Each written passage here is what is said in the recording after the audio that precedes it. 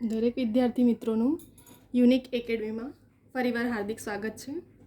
આજે આપણો subject English grammar અને ટોપિક આપણો બહુવચન પ્લુરલનો છે, બરાબર. તો હવે આપણે ઇંગ્લિશના કોમ્પિટિટિવ એક્ઝામમાં લાસ્ટ યરમાં પેપરમાં તમે જોશો તો એક વચનને બહુવચનમાં ચેન્જ કરવાનું પૂછાય છે ઇંગ્લિશ ગ્રામરમાં. તો હવે આપણે જોઈશું કે એના નિયમો શું કહે છે. બરાબર, ફક્ત એસ બધા વર્ડની પાછળ ફક્ત એસ લગાવવાથી બહુવચન નહીં થઈ જતું. એના કેટલાક નિયમો છે, કેટલાક અપવાદો છે, અને કેવી રીતે આપણે બહુવચનમાં ચેન્જ કરીએ છીએ, કેવી રીતે એના નિયમો છે, એ આપણે સ્ટેપ બાય સ્ટેપ કમ્પ્લીટલી જોવાનું છે. અને પૂછાય છે ને પૂછાય જ છે, બરાબર. આમાંથી તમને 1-2 માર્ક્સના આની સિવાયનું કશું બહારનું, બસ આ નિયમ આટલું તમે કમ્પ્લીટલી કરી લેશો ને તો તમારું બહુવચનમાં 1 પણ માર્ક્સ નહીં જશે, બરાબર. અને આપણા માટે આ ટોપિક ઇમ્પોર્ટન્ટ છે, કેમ કે પૂછાયા છે અને દરેક કોમ્પિટિટિવ એક્ઝામમાં પૂછાયા જ છે. આપણા સિલેબસમાં જો ઇંગ્લિશ ગ્રામર હોય તો પૂછવાનું જ છે, કોમન છે, અને આ આપણો બેઝિક છે. પણ કેટલાક નિયમો હોય છે જે નથી ખબર હોતું. હવે એના નિયમો શું કહે છે અને અપવાદો શું કહે છે એ આપણે ધ્યાનમાં લઈશું. સ્ટાર્ટ કરીએ. હવે આપણે શું કહે છે અહીં કે સામાન્ય રીતે એક વચનને એસ જોડવાથી બહુવચન થાય. એક આપણો કોમન રૂલ્સ શું કહે છે કે સામાન્ય રીતે એક વચનને એસ જોડવાથી બહુવચન થાય. જેમ કે બોયનું આપણે નાનપણથી શું શીખતા, બોય તો બોયસ, એસ મૂકી દો એટલે બહુવચન થઈ જાય. કેટ તો કેટ્સ, કાઉ તો કાઉસ, ગર્લ તો ગર્લ્સ, બધાની પાછળ એસ મૂકી દીધું, બહુવચન થઈ ગયું. હવે એના કેટલાક નિયમો આવે છે. જેમ કે બોયની પાછળ આપણે એસ મૂક્યો, કેટની પાછળ કેટ્સ મૂક્યું, કાઉની પાછળ એસ મૂક્યું, ગર્લની પાછળ ગર્લ્સ મૂક્યું, તો એસ મૂકવાથી શું થઈ ગયું, બહુવચન થઈ ગયું, બરાબર. હવે શું નિયમ કહે છે જુઓ. નામનો છેલ્લો અક્ષર ઓ, CH, SH, SS કે X હોય તો ES જોડવાથી નામનું બહુવચન થશે. શું કહે છે જો આ તમારે યાદ રાખવું પડશે. આ નિયમ છે એનો. O, CH, SH, SS કે X હોય તો ES જોડવાથી નામનું બહુવચન થાય. હવે આપણે એક્ઝામ્પલ જઈને જોઈએ. બોક્સ, BOX, શું કીધું, પાછળ X હોય તો ES જોડીએ તો એક્સની પાછળ શું મુકાશે, પાછલો શબ્દ જો એક્સ છે તો ES મૂકવાથી એનું બહુવચન બોક્सेस થઈ ગયું. હવે પોટેટો, પાછળ શું છે, ઓ છે. જો પોટેટોની પાછળ ઓ છે તો એને આપણે બહુવચનમાં ફેરવું હોય તો પાછળ શું લાગી જશે, ES, પોટેટોસ, બરાબર. ત્યાર પછી બેન્ચ, પાછળ શું છે, CH છે, તો એને બહુવચનમાં આપણે ફેરવું હોય તો પાછળ શું મૂકશું, ES. તો તમને કોમ્પિટિશન એક્ઝામમાં તમને શું કરશે કે એવી રીતે બેન્ચનું બહુવચનમાં ફેરવવાનું, તો નીચે તમને છે ને એસ વાળું પણ મૂકશે, બીજા બેન્ચીસ મૂકશે, IS, ES એવું, તો આપણે કન્ફ્યુઝ ના થતા, બરાબર. કેમ કે કન્ફ્યુઝન કરવા માટે જ તમને એવી રીતે મૂકવામાં આવે છે કે એસ વાળું બી મૂકશે, પછી નીચે બધા નિયમો છે એ પ્રમાણે બી મૂકી દેશે એ લોકો. તો આપણે ક્લિયરલી હોવું જોઈએ કે નિયમ શું કહે છે કે જો પાછળ CH છે તો ES મૂકવાથી, પાછલો શબ્દ શું છે, જો વર્ડ એસ છે તો શું મૂકવાથી, ES મૂકવાથી, બસ. બેન્ચનું બેન્ચીસ, બરાબર. ફરી એકવાર, છેલ્લો અક્ષર O, CH, SH, SS કે X હોય તો ES જોડવાથી નામનું બહુવચન થાય છે. જે રીતે મેં તમને કીધું, પાછળ X છે, અહીં પણ X છે, જો અહીં આવ્યું X તો બોક્સિસ, ES. પોટેટો તો O છે, જો નિયમ શું કહે છે, O છે પાછળ તો ES મૂકવાથી પોટેટોસ. બેન્ચ, પાછળ શું છે, CH છે તો બેન્ચીસ. બસનું પાછળ શું છે, જુઓ S છે તો બસીસ, BUSES મૂકવામાં આવે છે. એક નિયમ આપણો અહીં થયો. હવે બીજો નિયમ શું કહે છે જુઓ. નામના અંતે વાય આવેલો હોય અને તેની પહેલાં વ્યંજન આવેલો હોય. મેં પહેલાં લાસ્ટ વિડીયોમાં કીધું હતું વ્યંજન કોને કહેવામાં છે, સ્વર. AIOOUE એ શું છે, સ્વર છે, અને એની સિવાયના વ્યંજન.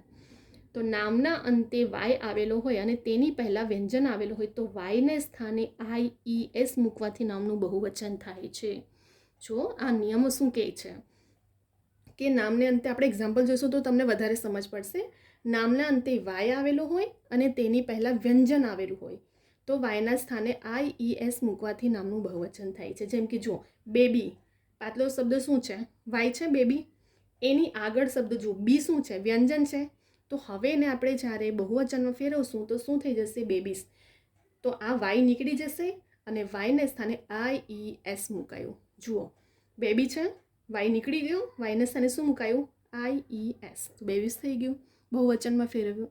એવી જ રીતે જો લેડી પાછલો વાય છે અને વાયની પહેલાં ધ્યાન રાખજો, ફક્ત વાય નહીં, વાયની પહેલાં પણ ધ્યાન રાખવાનું છે કે વાયની પહેલાં જ વ્યંજન હોય તો IES મૂકવાનું છે. તો લેડી તો લેડીઝ LADI પાછળ જો વાય કાઢીને ES મૂક્યું છે. સિટી તો વાય કાઢીને પાછળ શું મૂક્યું છે ES સિટીઝ.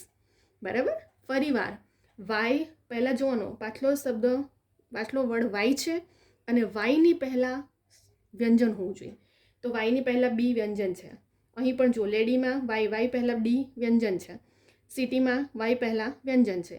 તો વાય કાઢીને IES મૂક્યું છે તો બહુવચન થાય છે. આપણો બીજો નિયમ થઈ ગયો. હવે બીજો એક નવો નિયમ શું કહે છે જુઓ, નામના અંતે વાય હોય અને તે પહેલાં સ્વર હોય, અહીં વ્યંજન હતું અને અહીં વાય પહેલાં સ્વર હોય તો માત્ર એસ જોડવાથી નામનું બહુવચન થાય છે. એક્ઝામ્પલ જોઈએ, બોય તો જો વાયની પહેલાં ઓ શું છે સ્વર છે, તો BOYS શું મૂક્યું ખાલી વાય પાછળ એસ મૂકી દીધો, ખાલી એસ લગાડવાથી જ બહુવચન થઈ જાય. ડે છે વાયની પહેલાં શું છે એ સ્વર છે એટલા માટે ડેસ પાછળ એસ મૂકી દીધો. ડોંકી વાય પહેલાં ઈ શું છે સ્વર છે એટલે પાછળ ખાલી એસ મૂકી દીધો. તો આ બેમાં કન્ફ્યુઝન ના થાય. જો વાય પહેલાં જોવાનું, વાય પહેલાં વ્યંજન છે તો વ્યંજન હોય તો વાય કાઢીને IES મૂકવામાં આવે છે અને જો વાય પહેલાં સ્વર હોય તો કાઢવાનું નથી, ફક્ત પાછળ એસ મૂકી દેવામાં આવે છે. આ બે નિયમ તમારું કન્ફ્યુઝન ના થાય, ક્લિયર હોવું જોઈએ. ત્યાર પછી શું કહે છે, નામના અંતે એફ કે FE આવેલ હોય તો એફ કે FEના સ્થાને VES મૂકવાથી બહુવચન થાય. જો શું કહે છે, એફ કે FEના સ્થાને VES મૂકવાથી બહુવચન થાય. હવે જુઓ લાઈફ પાછલો શબ્દ શું છે FE છે, પાછલો વર્ડ શું છે FE.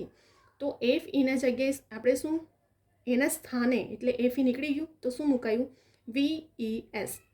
લાઈફનું થઈ ગયું. વાઇફનું કરો ચલો WIFE પાછલો વર્ડ શું છે FE છે તો FE કાઢી મૂકવાનું અને એની જગ્યાએ WIVES મુકાઈ ગયું. બરાબર. ફરી એકવાર શું એફ કે FE હોય તો એફ કે FEને કાઢીને એની જગ્યાએ VES મૂકવાથી બહુવચન થાય છે. આ પૂછાય છે લાસ્ટ યરમાં, એક વચનનું બહુવચનમાં ફેરવવાનું પૂછાય જ છે અને પૂછાશે જ. તો તમને બધા નિયમો ખબર હોવા જોઈએ, નિયમ વગર તમે નહીં કરી શકો. બધું ગોખવા નહીં બેસવાનું બધી બુકો લઈને. બરાબર. ફક્ત એના નિયમો યાદ રાખો. નિયમો રાખો તો ગમે ત્યાંથી તમને ક્વેશ્ચન પૂછે. બરાબર. આ નિયમ સિવાય બીજું કશું નહીં આવે બહારનું. આ નિયમ તમને ફક્ત યાદ રહેવું જોઈએ અને નિયમ પ્રમાણે તમે ગમે ત્યાંથી બહુવચન પૂછે તો આપણને આવડી જશે. બરાબર ને. આપણા માટે એક પણ માર્ક્સ નથી જવા દેવાનું. તો નામના અંતે એફ કે FE હોય તો એફ કે FEના સ્થાને VES મૂકવાથી બહુવચન થાય છે. જે રીતે મેં તમને શીખવાડું FE છે પાછળ જુઓ, પાછલા બધા શબ્દ જુઓ FE છે એને FEને કાઢી મૂક્યું તો VES મૂક્યું છે, થઈ ગયું આપણું બહુવચન. પણ યાદ રાખજો બીજો એક અપવાદ શું છે કે પ્રૂફનું પ્રૂફ્સ થાય, પછી અહીં એફની જગ્યાએ નથી નીકળતું કશું, યાદ રાખજો. બરાબર. ખાલી એસ મૂકી દેવામાં આવે છે. અહીં પણ એફ છે એની પાછળ એસ મૂકી દેવામાં આવે છે. બરાબર. તો આ શું કહે છે, આ બહુવચનના નિયમો છે. ફરી એકવાર આપણે થોડું રિવિઝન કરી લઈએ.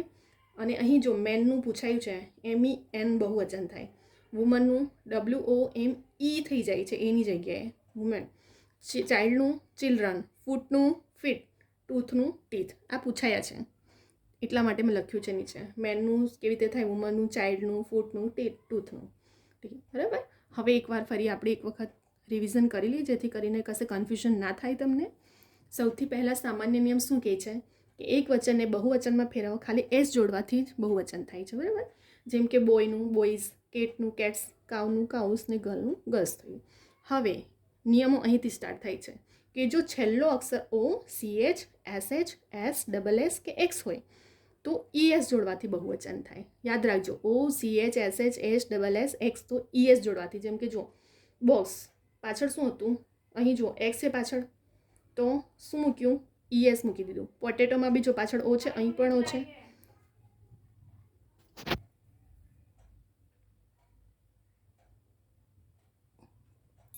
તો અહીં પણ શું થઈ ગયું ES મૂકવાથી બહુવચન થઈ ગયું. બરાબર.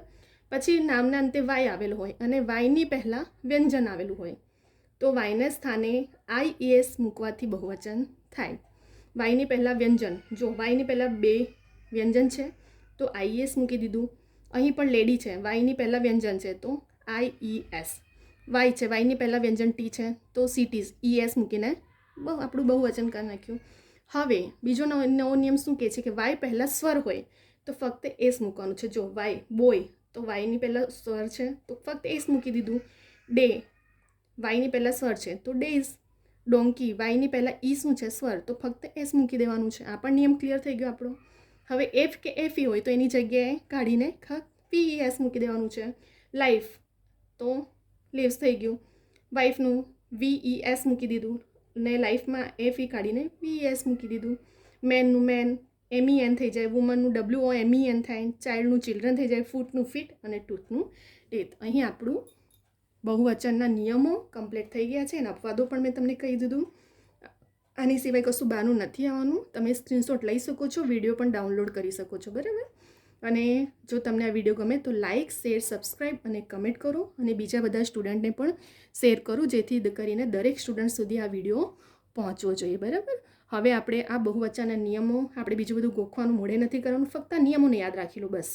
અને બીજા બધા સ્ટુડન્ટને પણ શેર કરો અને પોતાની નોટબુક રાખો જેમાં લખીને પોઈન્ટ ટુ પોઈન્ટ બધું રિવિઝન માટે તમને કામ લાગશે એન્ડમાં.